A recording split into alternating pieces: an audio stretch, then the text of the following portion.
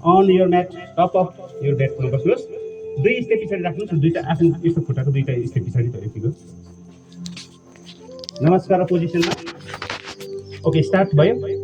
अर्ध चन्द्रमा जानुहोस्, अगाडि ल्याउनुहोस्, हस्तपादासन। अब चाहिँ राइट लेफ्ट लेग पछाडि लाने, अघि राइट लगे, अब लेफ्ट लाने, फेरि राइटलाई पछाडि लाने। प्लाङ्क पोजिसनमा फलकासन अथवा चतुर दण्डासन भन्छ।